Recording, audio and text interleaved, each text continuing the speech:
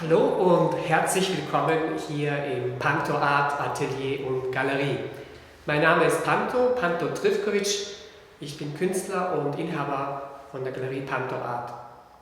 Es freut mich sehr, wieder eine kleine Ausstellung organisiert zu haben, Künstler und Künstlerinnen eingeladen zu haben bei meiner Ausschreibung zum Thema die Kunst des Lachens mitzumachen. Und ich freue mich sehr, ein kurzes Video zu dieser Ausstellung präsentieren zu dürfen. Das Lachen. Man könnte ja herumfragen, alle Leute, die man kennt, worüber lachen Sie denn, worüber lachen Sie denn? Oder sich selber fragen, worüber lache ich denn, was finde ich denn eigentlich lustig? Und warum ist es eigentlich so? Das Lachen an sich ist eine angeborene, emotionale sozusagen Fügung an das Verhalten von Menschen. Man kann das nicht wirklich steuern, es ist angeboren und es ist wie ein Reflex. Aber nicht nur. Wissenschaftler haben nachgewiesen, dass das Lachen eines der wichtigsten Kommunikationsformen in zwischenmenschlichen Beziehungen darstellt. Und das Lachen ist auf der ganzen Welt unter allen Menschen vorhanden. Ganz egal, welche Hautfarbe man hat, ganz egal, welcher Kultur man zugehörig ist, ganz egal, welches Geschlecht man hat oder in welchem Alter man sich befindet. Das ist völlig irrelevant, dass man lacht. Und man hat auch herausgefunden, dass Lachen gesund ist, dass das Glückshormone im Körper sozusagen bringt, zu produzieren. Ich möchte mich jetzt auf eine Reise begeben, indem ich mir anschaue und Ihnen zeige, wie die Künstler das Lachen in ihren Werken präsentiert haben. Und ich möchte gleich beginnen mit der Künstlerin Jutta Wendt, die sich dem Lachen von zweier in der Öffentlichkeit bekannten Personen gewidmet hat.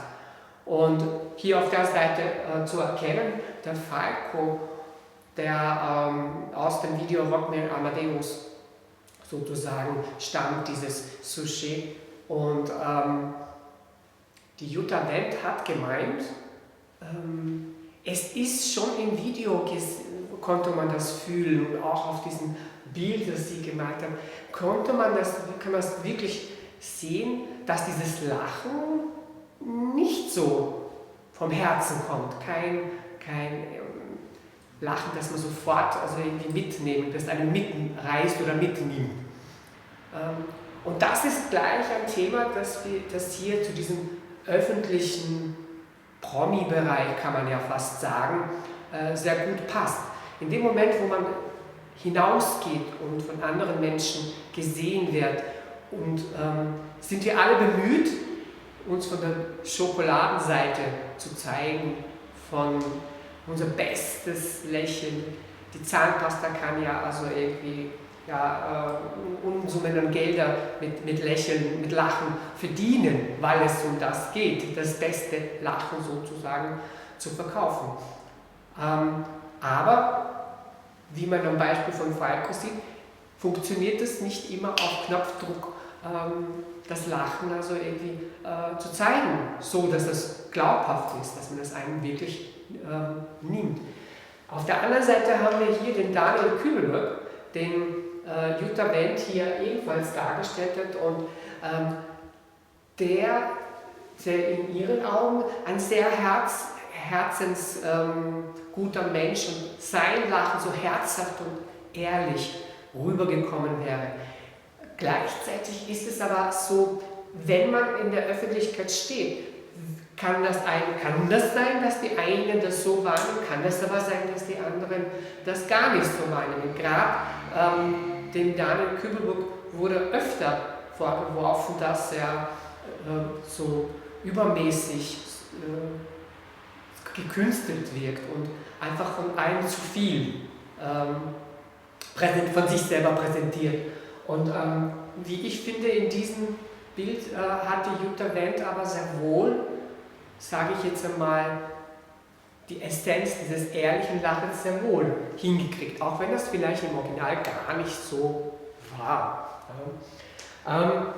Dieses Thema der Öffentlichkeit und in der Öffentlichkeit präsent sein und da also irgendwie mit dem das Lächeln irgendwie zu zeigen, hat auch der Künstler Paul Del Pani zu seinem Thema gemacht. Und er hat gleich 2 Arbeiten eingereicht. Die eine heißt ja Geriere dich wohl, in einer Anspielung auf, dass man sich bitte schön benehmen soll. Die Jetztzeit und in diesem Fall hier die Karte wird aus der Jahrhundertwende irgendwie mit eingebaut in diese Installation sozusagen. Eine Fotoinstallation wäre das.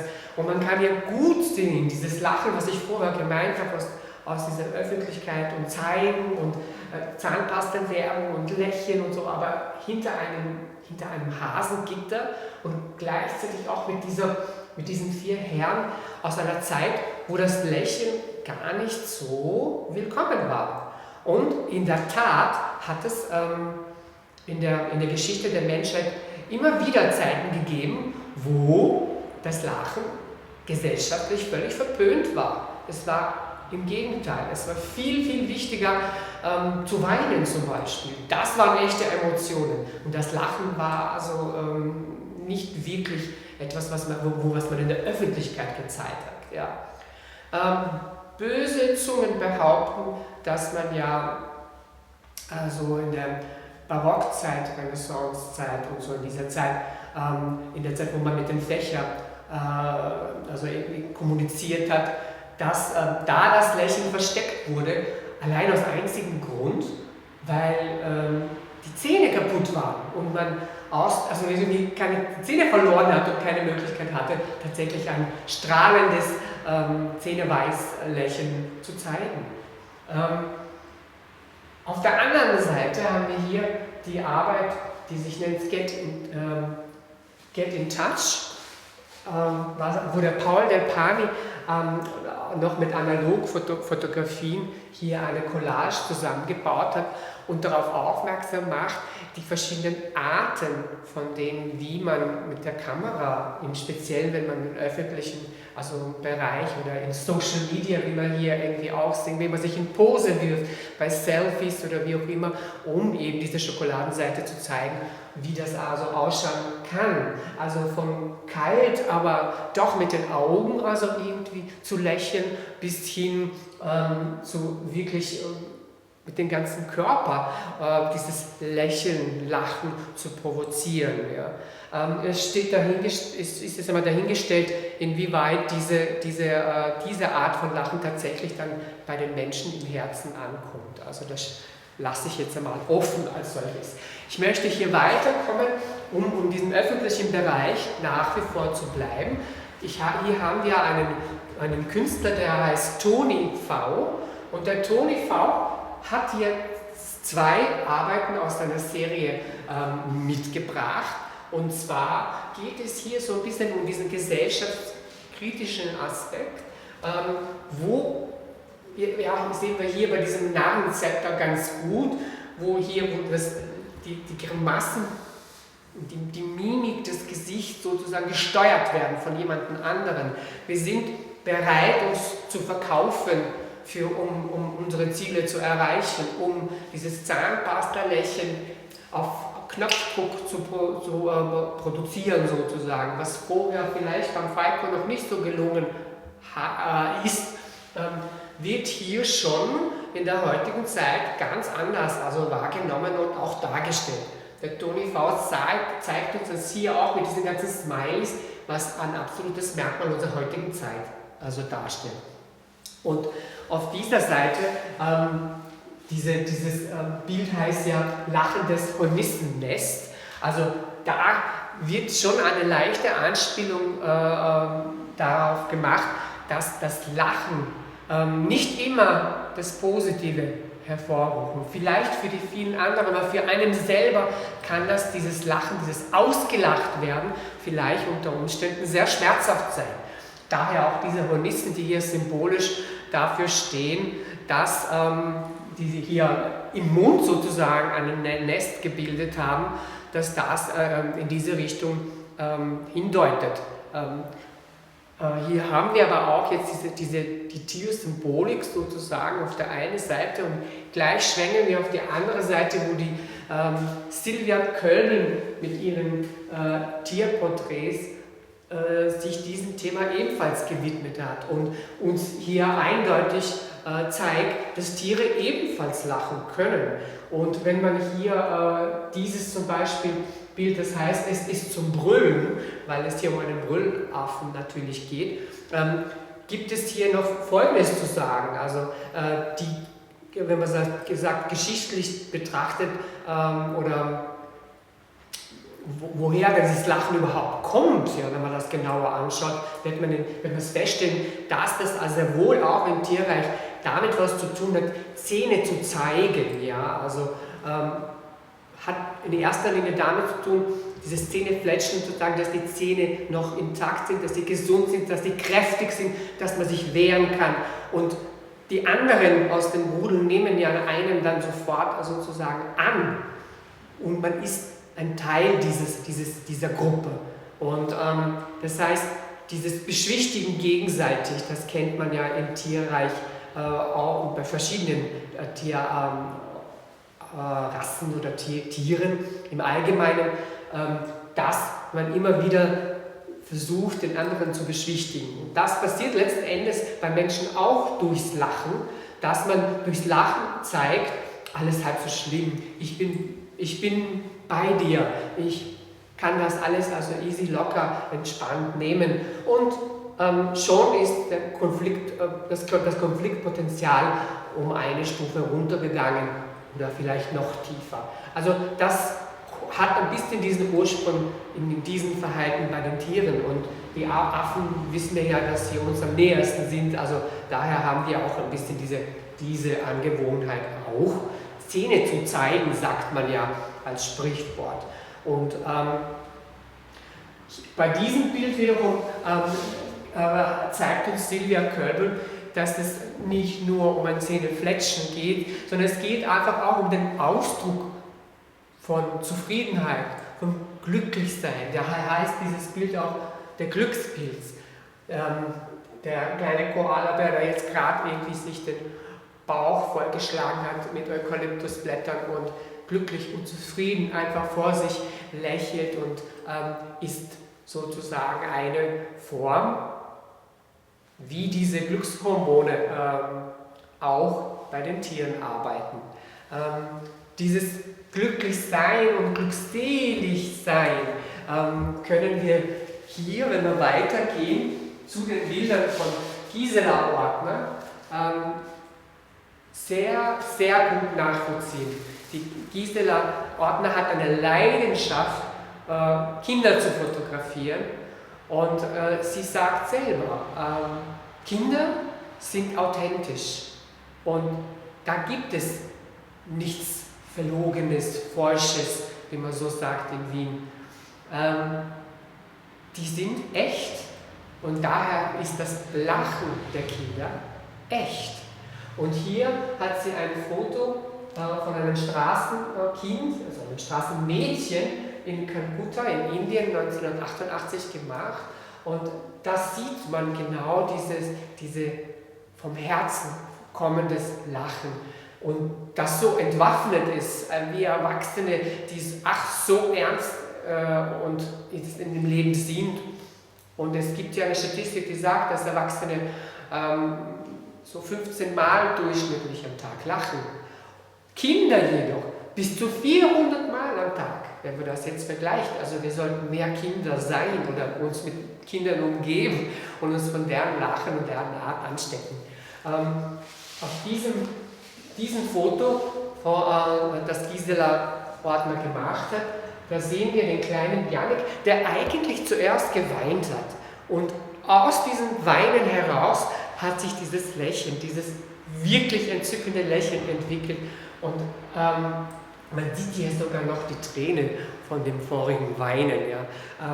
Und die Gisela hat das wunderbar eingefangen, diesen Moment dieses herzhaften Lachens und auch ein Beweis, dass man nicht nur weinen kann und da die Tränen fließen. Man kann auch, wenn man lacht, können einem die Tränen fließen.